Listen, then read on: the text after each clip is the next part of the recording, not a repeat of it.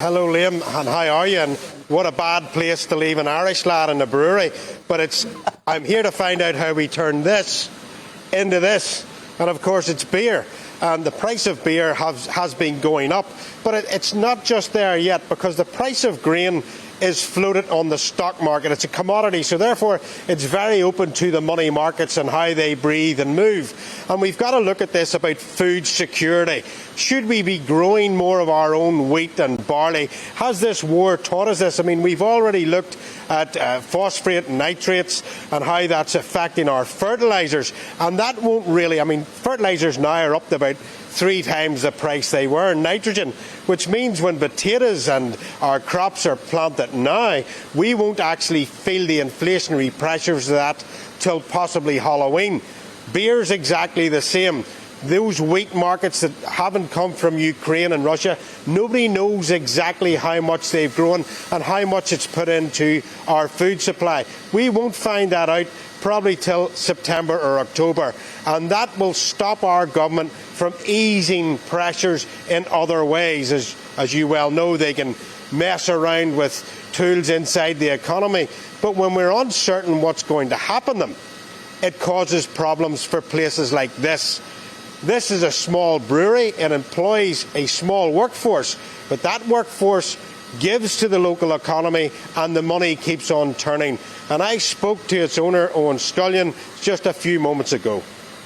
So we buy all our barley from the UK and Ireland. It's a very particular growing region, you know, and it grows in particular parts of the world. But the barley we use all comes from British Isles. At the same time, it's an internationally traded commodity, so the prices go up and down annually. Malted barley has gone up, but not to the extent that I maybe feared. You know, it is an agricultural product. It goes up and down every year. Unfortunately, we're on a steady trend up for the last few years. And whether that comes down, it's hard to say. But we have tried to hold our price steady for a number of years now. But this year, you know, where the commodities or not the commodities, but the utilities have really hit us, and we'll be forced to pass some of those costs on. It's a difficult time to come through after COVID, where we've been.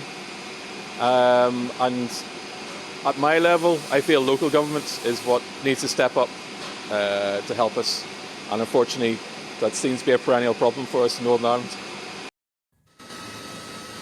Well, you can hear the uncertainty in that man's voice. He is one of the backbone of the economies in Northern Ireland.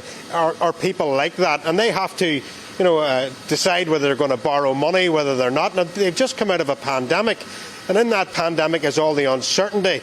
Then we go into a war with Ukraine, and the inflationary pressures that puts on as well. So even if you buy your grain 3 years in advance, you're still kept quite open to inflationary pressures from electricity, from fuel costs, and how that plays into the raw materials in and around your own products.